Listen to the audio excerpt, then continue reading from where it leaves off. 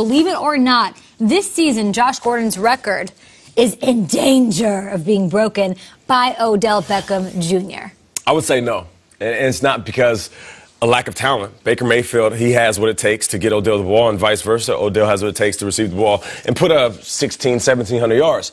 There's just too many mouths to feed. When you look at the type of talent surrounding Odell Beckham, I mean, he's played with guys that weren't necessarily on his level. I mean, last year, Sterling Shepard was a talented number 2 wide receiver, a little banged up at times. Saquon Barkley was fantastic. But last year, I don't think it was Odell's fault that he didn't put up major yards. Over the course of his career, we've seen him do that, but he did it all by himself. This is the first time he's played with superstar quarterbacks, superstar running backs, superstar wide receivers, and a superstar tight end.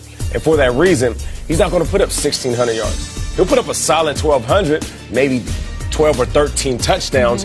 But to break that record, that would mean you would have to be the lone dog in that room. And he's not a lone dog. Luckily for Odell, he doesn't have to do it himself. Early on a Monday, first thing of the week, I'm going to say yes. He's going to beat 1,648 yards. Yes, because of the devil's advocate approach, saying the fact that there are other mouths to feed, that the defenses can't focus on him. When he did that record, Josh Gordon, the guys on the squad, the quarterbacks were Brian Hoyer, Jason Campbell, and Brandon Weeden.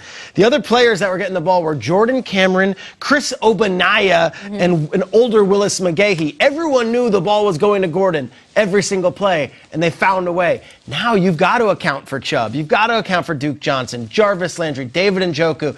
If Baker Mayfield and Odell Beckham want to have one of the greatest seasons the league has ever seen, it's possible because he's in single coverage for most of the. He can go right up against man-to-man against who's ever coming, and Odell will win that battle. So if the focus is Odell in this offense, there is no reason he can't shatter not only that record, just about every record. He's that good, and I think Baker's as accurate a quarterback as there is in the NFL. I can't give him this because he doesn't stay on the field long enough to make it happen. He played 12 games last year. Injuries are always a concern with Odell.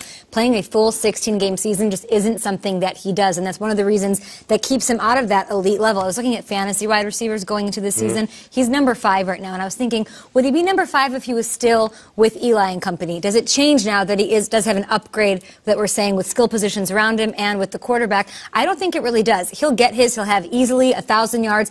I feel comfortable saying Jarvis Landry will still have more receptions than he will in this offense going into this season.